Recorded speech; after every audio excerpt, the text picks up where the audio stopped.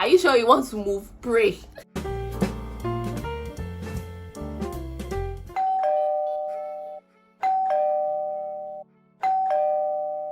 Hi guys, hi. Welcome back to my channel. My name is Tarila and I am a YouTuber based in the UK. Okay, so I've just moved here for my master's and I'm working as well and I'm doing YouTube as well. So it's not easy for me to juggle all these responsibilities. So the best you can do is just give me your support, okay? All right, so welcome back to my channel. I film about my life, my family, education, and just a lot of fun stuff. Okay, so you might want to consider subscribing. In today's video, I'm going to be talking about relocating to UK, like the whole process. I know that a lot more people are relocating to the UK and some people don't have like correct information.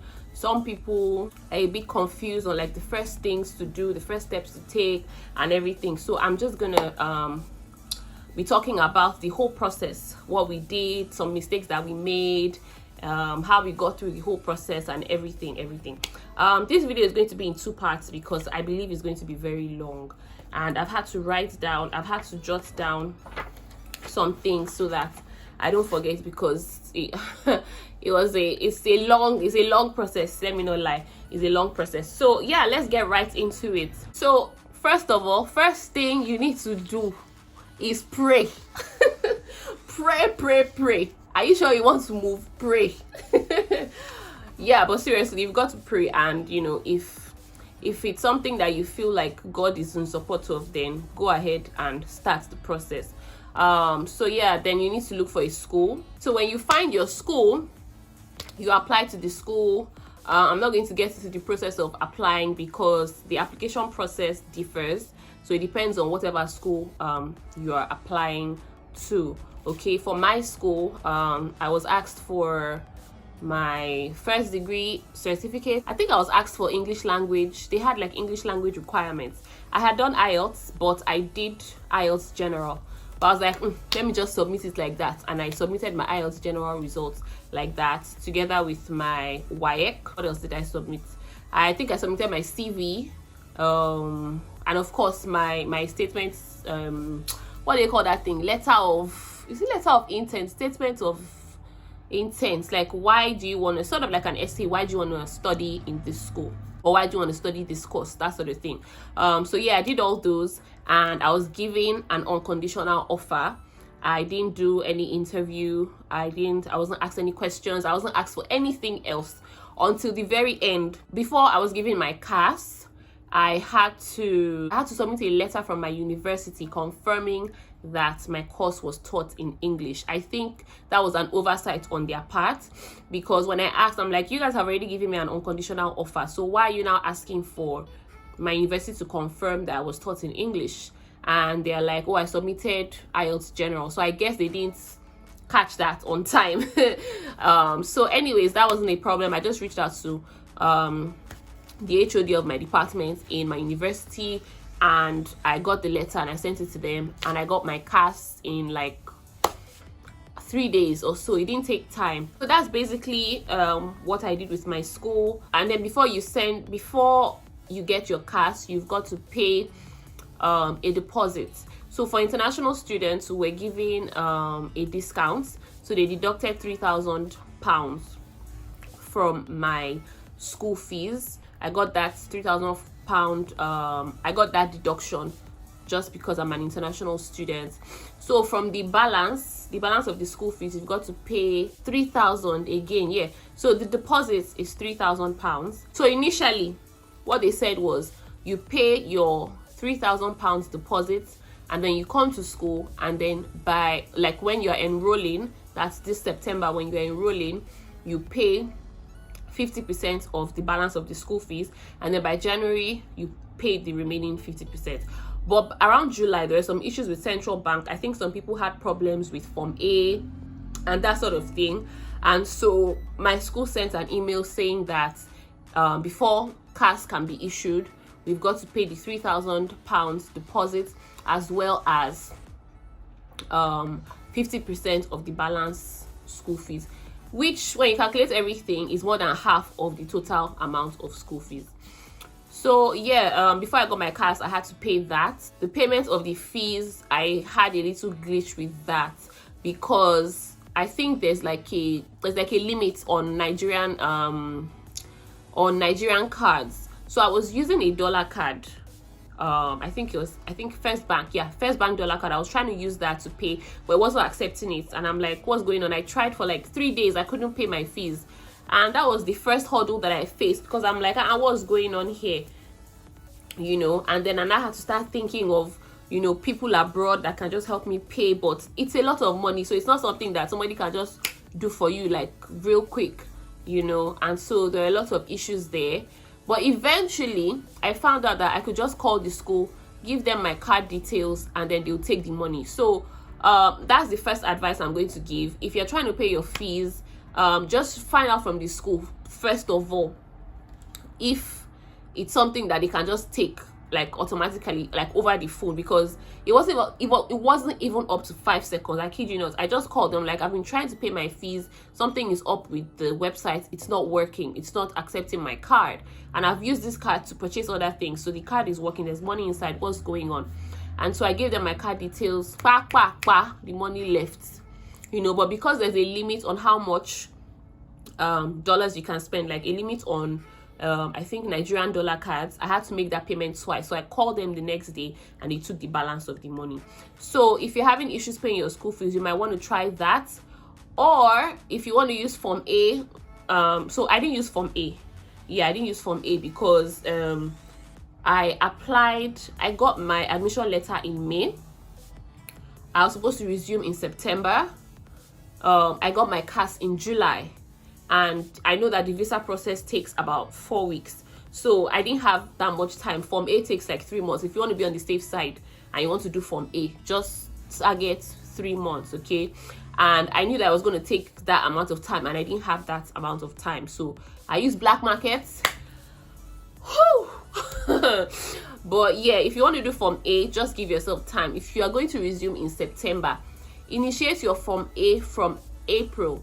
If you're going to resume in January, initiate your Form A from September or August, so that you are on the safe side. So when it's time for you to finally come to school, there aren't going to be any issues or delays or anything like that. So I've been talking about CAS. What is CAS? CAS is Confirmation of Acceptance of Studies.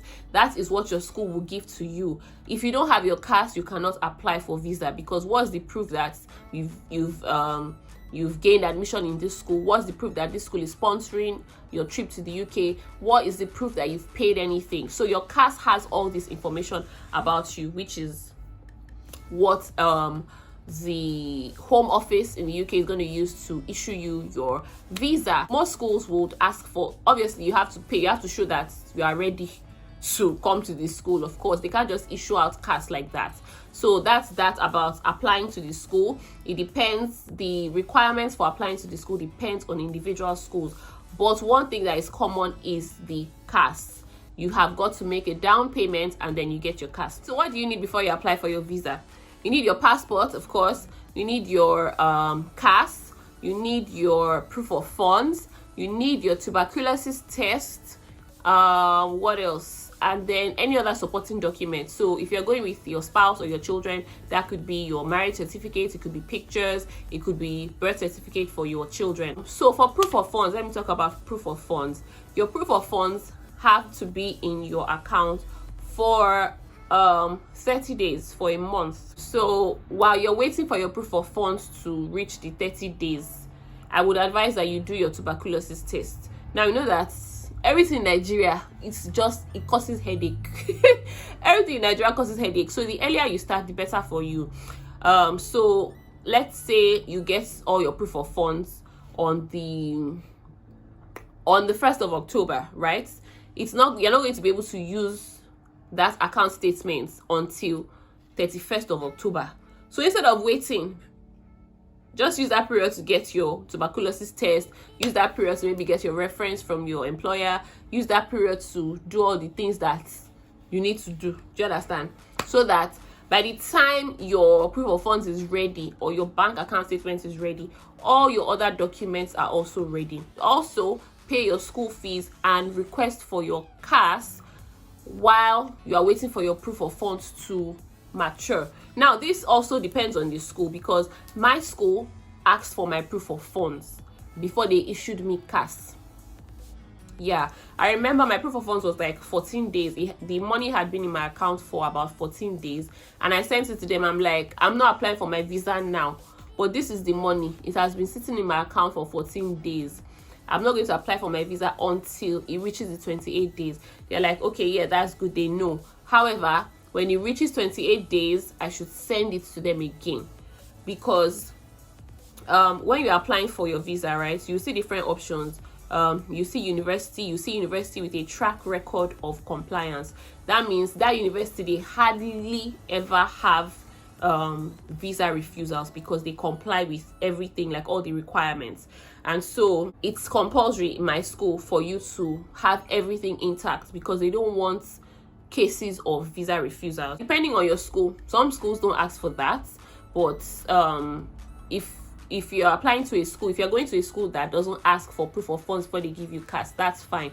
Just make sure that while your proof of funds is maturing in the account, you've applied for your CAS, or you've gotten your CAS, you've gotten your TB test, and any other thing that you would need, just to avoid delays. So let's talk about this TB test. To be honest, when we did our TB test, it was it was crazy. Like, we went to the website to look for dates to book appointments, and there was no dates. Like, we were checking this, I think, was it not in June? Yeah, I think it was in June we did our TB test.